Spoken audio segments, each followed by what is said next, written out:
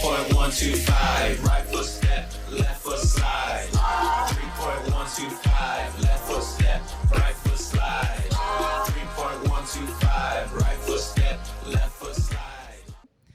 Elias Mardaus.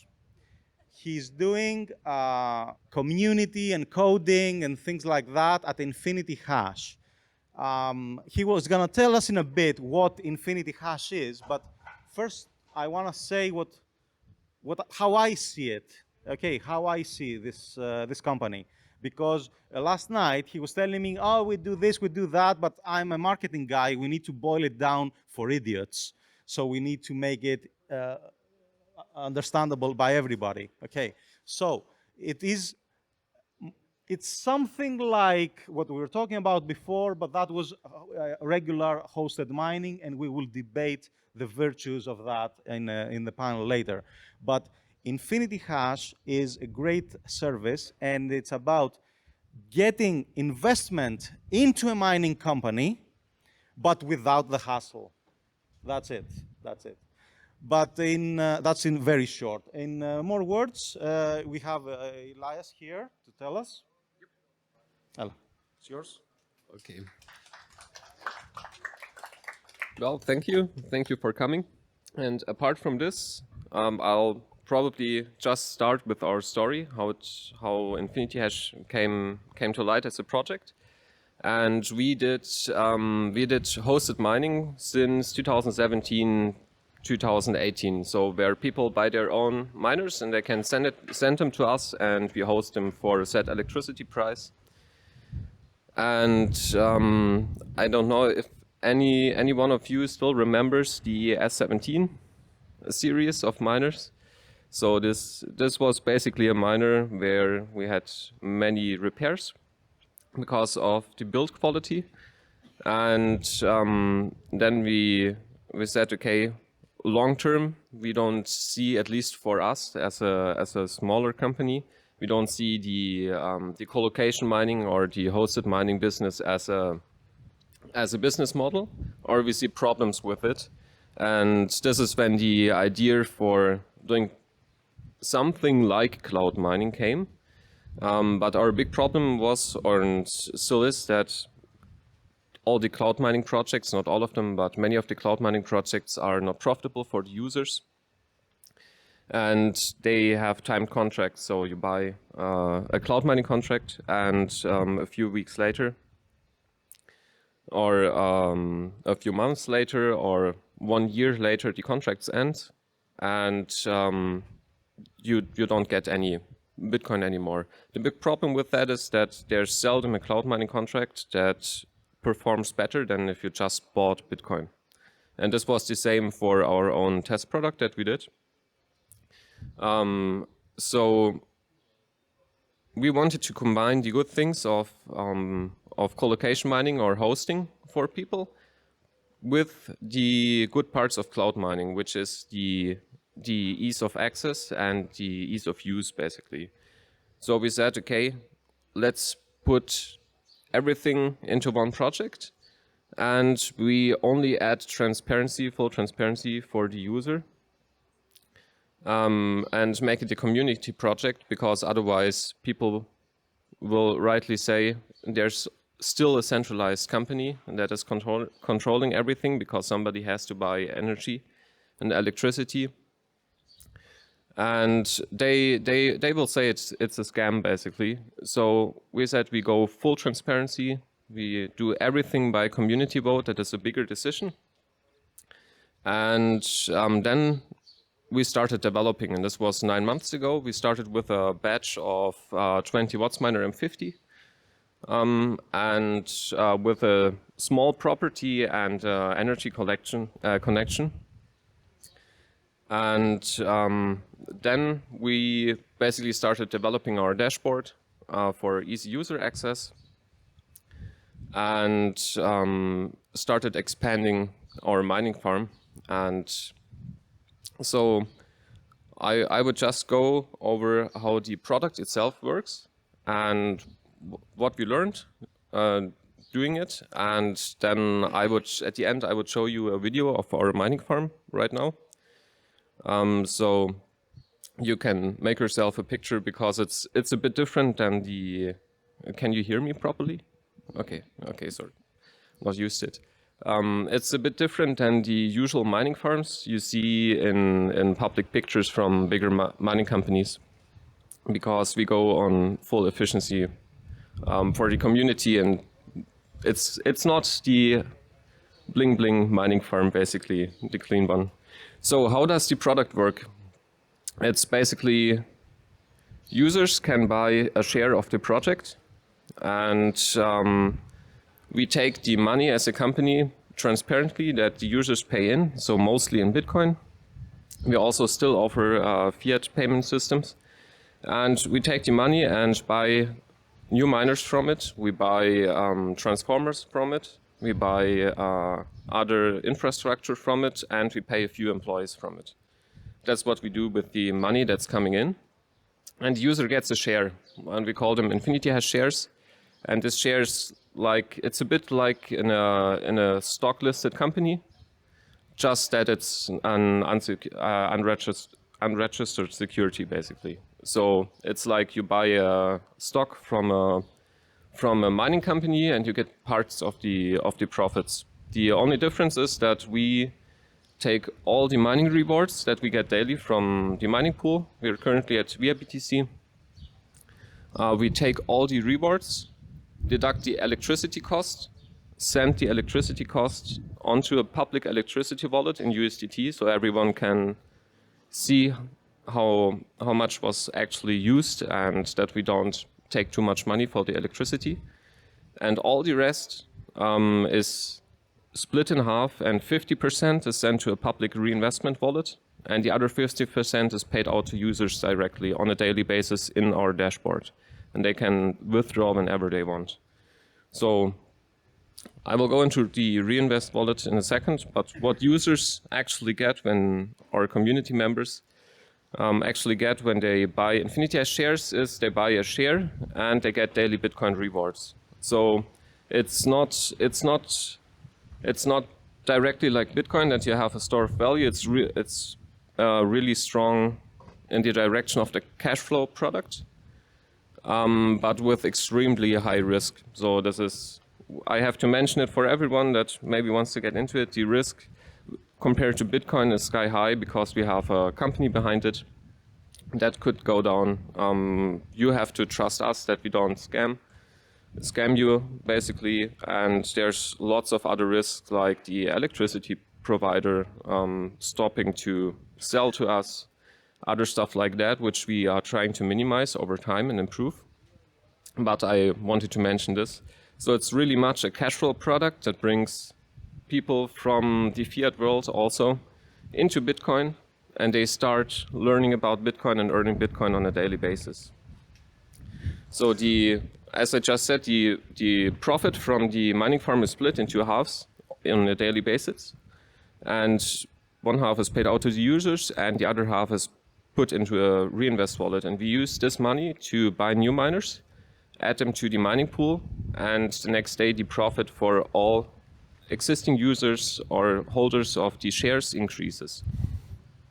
And we did this because we learned it from our colocation business. When we saw many people put all what they could invest into one miner, and they bought one miner, and then there wasn't any money to repair it if there's a problem. And over the time from 2017, we've seen that you need about 40% of your profits, and you need to consistently reinvest them into your own mining operation to stay profitable long term. And this is why we set it to 50%, so we have a growing operation that stays competitive long term. And apart from this, we are right now implementing community voting. So people, it's a bit like a DAO on some DeFi projects, but since we are decentralized, we just put it in a dashboard. And this is on the technical side, as well as Lightning implementations or integrations for payouts. So we have a big problem that many people, especially those that are new to Bitcoin, they collect their Bitcoin rewards and they let it stay put on our dashboard. So we get into the situation where we have cold storage for users and are kind of handling the Bitcoin what we don't want to do, basically. So what we want to do is to make automated payouts each day or each week for all users, a bit like NiceHash did it, where they just put their Lightning address in the dashboard and they can invest and they get their daily cash flow in sats right onto their Lightning wallet. This is from the technical side, and other than that, we have the farm side basically, and we are currently using hydropower at about 5.5 cents to 5.7 cents per kilowatt hour in USD, and basically taking it directly from the high voltage lines, and everything from there is the infrastructure and the property of the community project. So we also have our own transformers that are bought by the project and hosted by the project. And basically what we're currently doing from the hardware setup is we are taking one 20-feet container, cutting it open, putting in the miners, putting in some filters and some big fans, and that's it. Just connect electricity, and we're really starting from a technological point. We're starting at a really low and cost-effective point, and slowly build our way up with stuff like better cooling or dry coolers and improvements of the whole farm. And this is from the technical side. Apart from this, what I've basically found out was when I'm from Germany. The project itself, the farm, is in Russia and the company is in Georgia.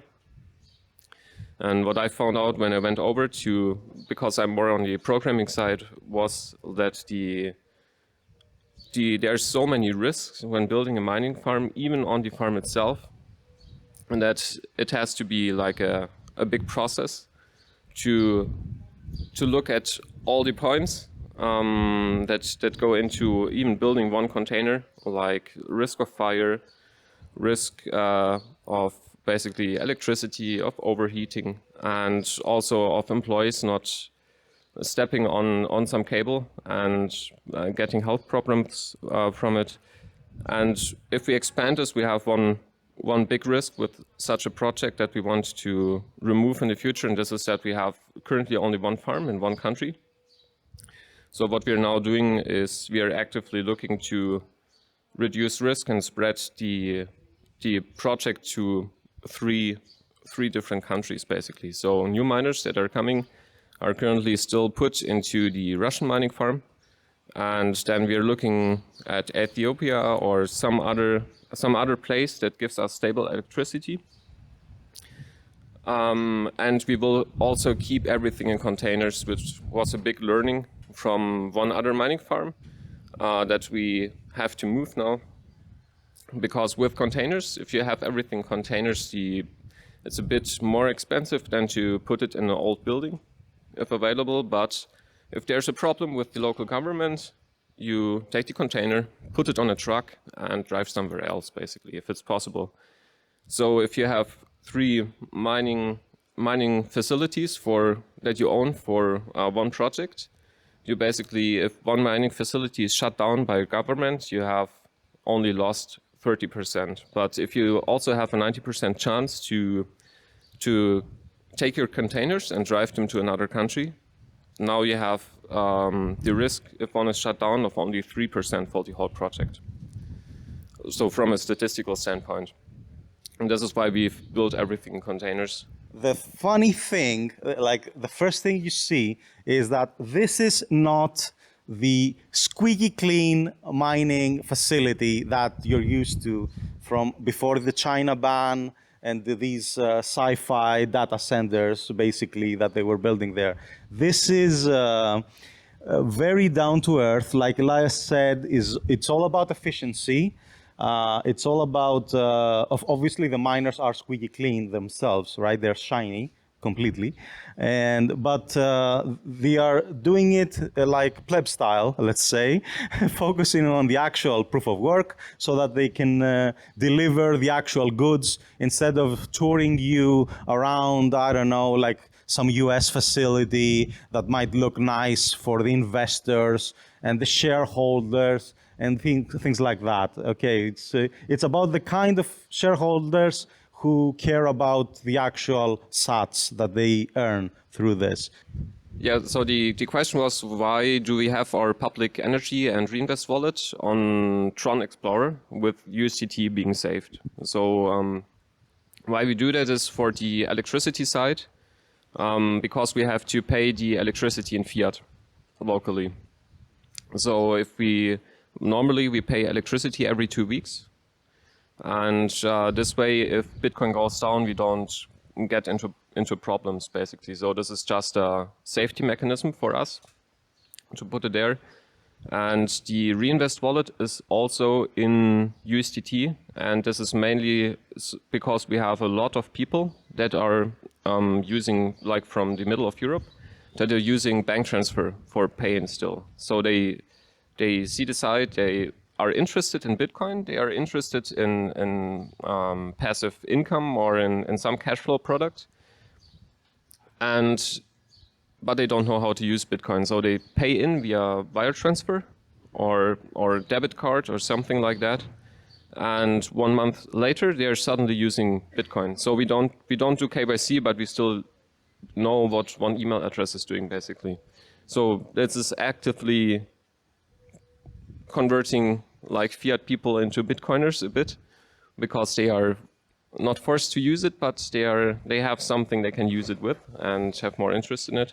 And this is also why the reinvest wallet is in USDT, because for them it's really easy. For the new people, it's especially important that they understand how much money is on there. And if they had to convert it into Bitcoin, most people wouldn't understand.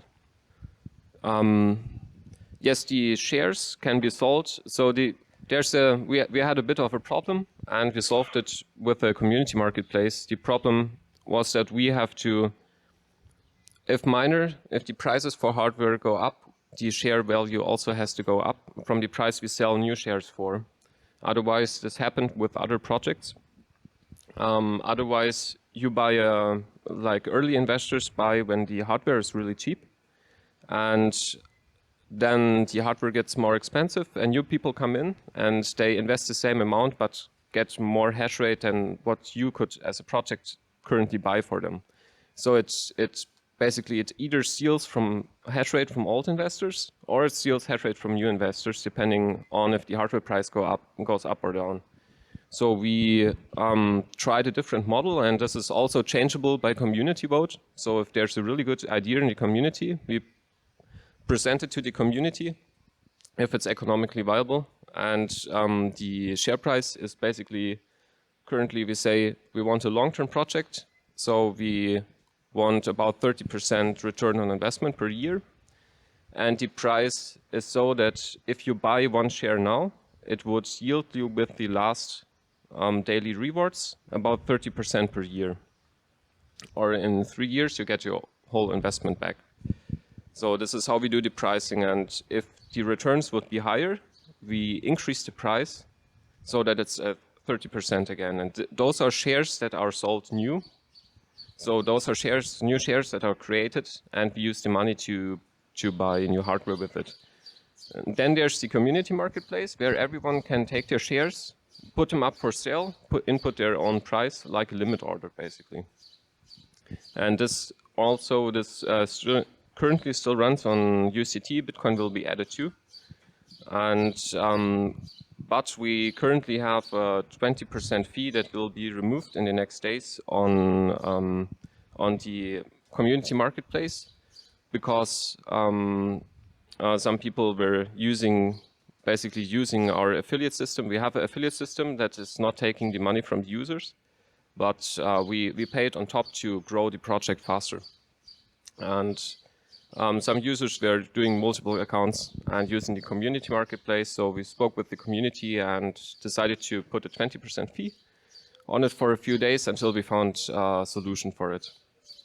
And we will implement the solution in the next weeks. But to answer the question shorter, you can buy shares, you can sell them on the community marketplace for a price you decide, and other community members can buy the shares on the community marketplace. Yeah, so the question was what the temperature is at the mining farm, right? Over. Yeah, the weather outside, so the farm is in the Ural region, north of Kazakhstan. So the coldest we had for longer days this year was minus 25 degrees, and the hottest in summer is so 35 to 37 sometimes. So this is a bit. It was a bit of the challenge when we opened this location in the first year, because it's because some miners don't like weather changes. Let's formulate it this way, and we basically solved it by using. So for this project, we're using only Wattsminer M50s. They are and M60s now after the halving, and they have, compared to most end miners from Bitmain, they have a big advantage that is that they are less affected by temperature. So you can basically put them outside on a chair, put electricity on it at minus 20 degrees in winter, and you can do the same at 35 degrees plus in summer, and they will just work. They will be a bit less or a bit more efficient, but there's no problems. Well, you keep saying the word community, and that's quite interesting.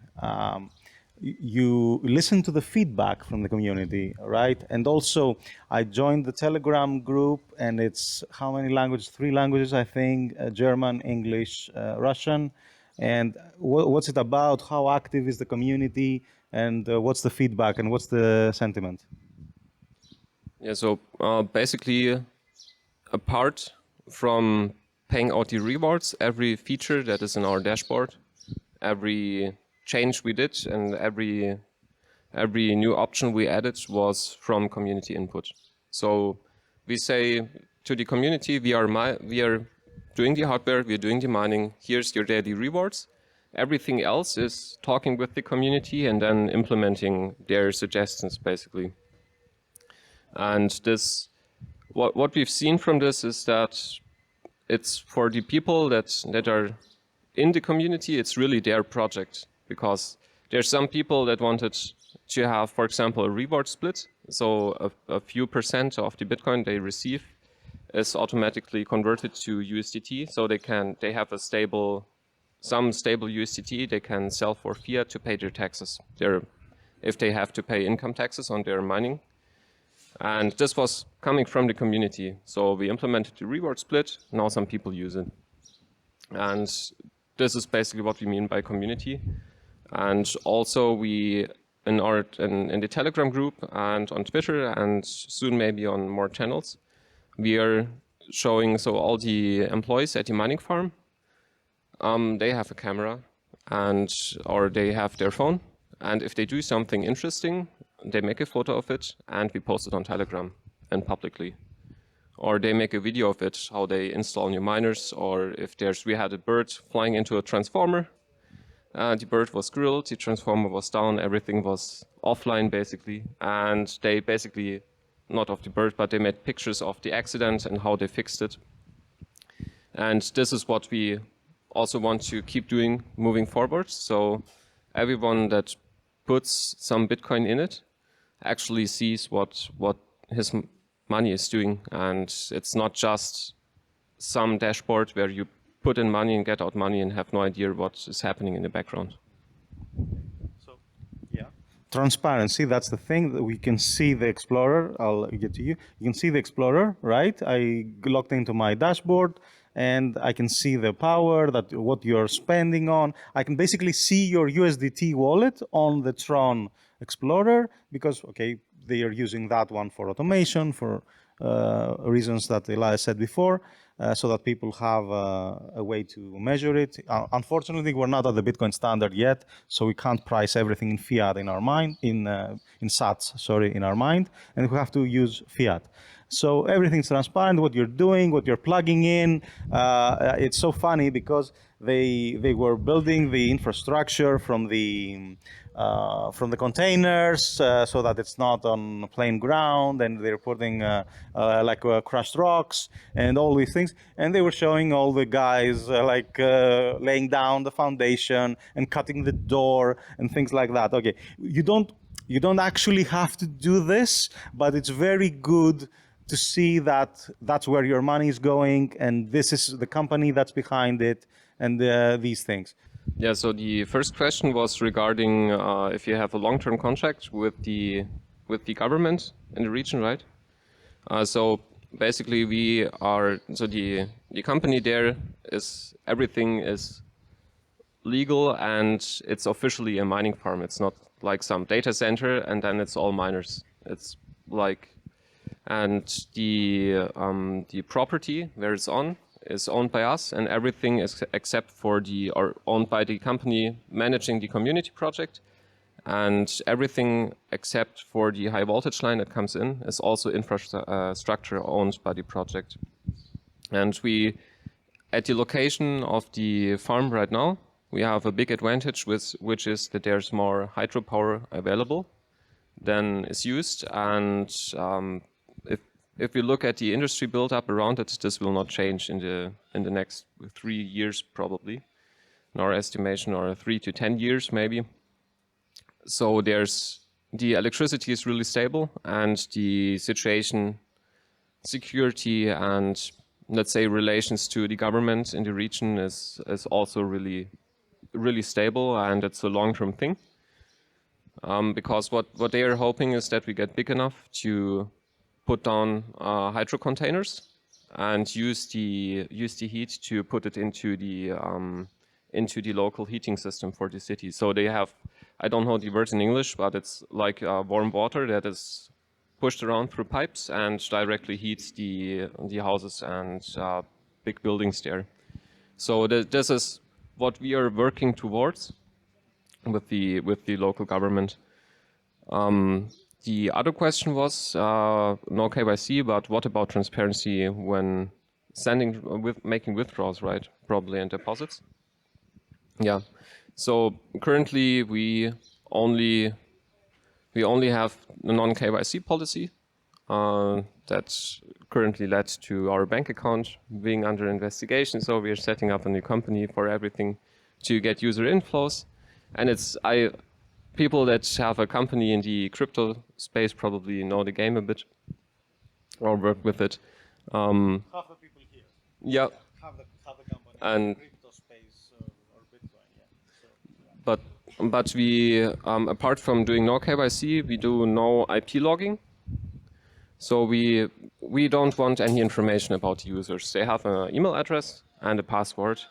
And if they have to pay taxes in some country, it's their responsibility. We help them by giving them exports of everything, and we want to add a optional connection to coin tracking or something like that in the future. But it's not our responsibility, and data we don't have, we can share. So we do no logging from this side, but currently we don't have any privacy enhancing features for payouts or deposits. So we will probably, after implementing Lightning, we will probably get some questions about this from the community, and if there's a easy way and a good way that isn't taking too much development resources away from other ideas the community has, we will likely implement something. So we've spoken to the guys, a few guys at BTC Prague, for example, that are doing like privacy enhancing transaction with the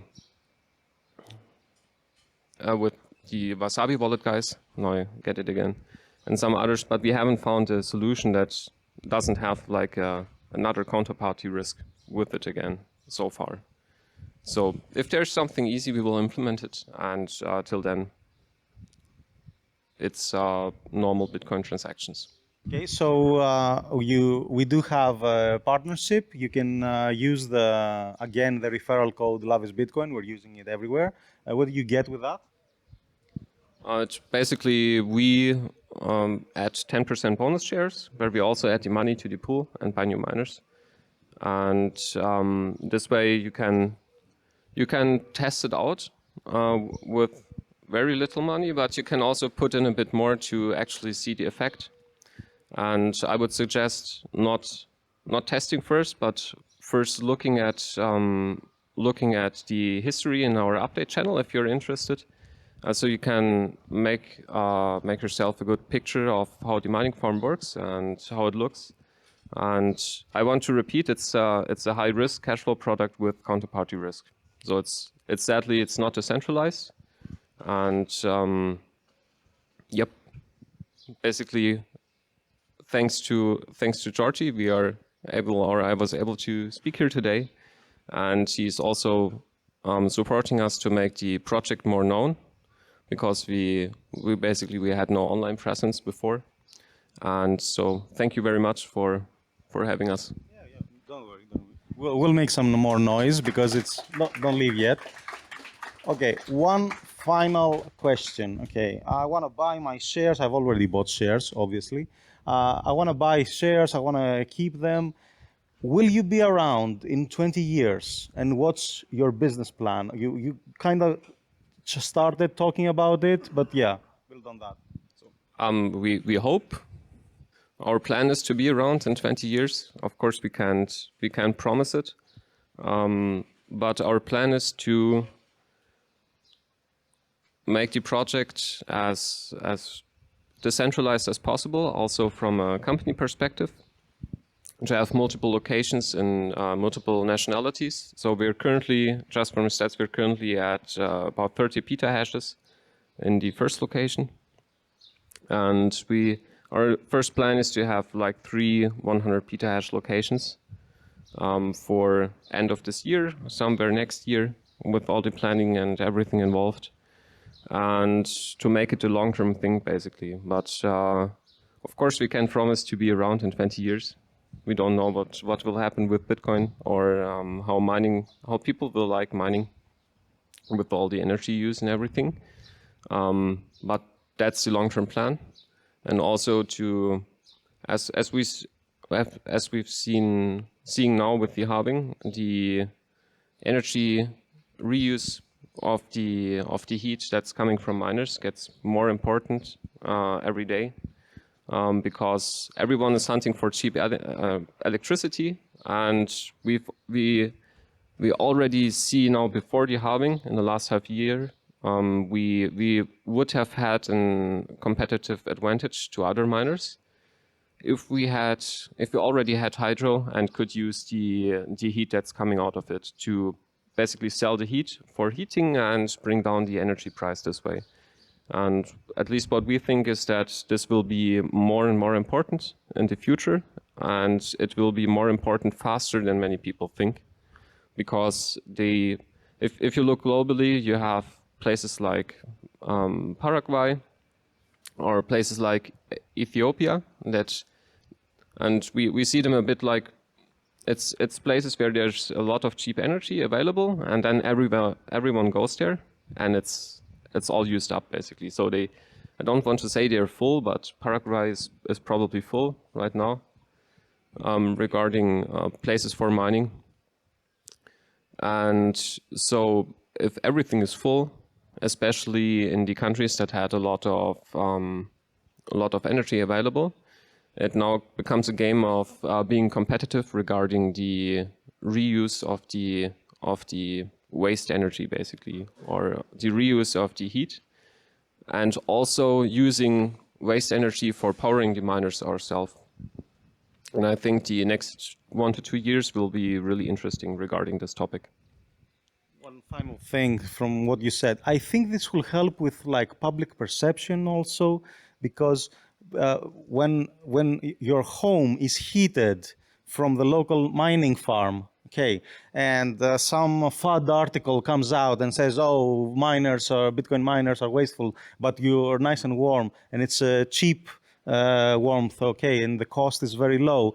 The sentiment is gonna shift, right? They're not gonna not gonna vote some damaging law, and the sentiment is gonna become more and more positive towards mining generally, right? I see that. Yeah, yeah. And we've also seen this locally. So once we started talking with local politicians about, hey, we want to, do you have some place where we can use 30 megawatts? Stuff like that. They were like, I thought you were asking about Greece, no. yeah. No, but so at the farm right now, when we started there at this property. And then we said, yeah, our long-term plan is to use it, also reuse the energy and give it to you more or less for free for heating. And suddenly everything was possible because it's a publicity, it's a positive publicity for the people that mining farms are talking with too. And of course, it's bringing jobs and long-term stability into the region, mining farms, and yeah. If there are no other questions, let's say goodbye to Elias, but we're not saying goodbye because we're going to do a panel right now. What? Yeah. I have one last thing I forgot. Our mining pool for the project is also public. So you can look at it online and you see each miner and the live hash rate. And thank you. 3.125.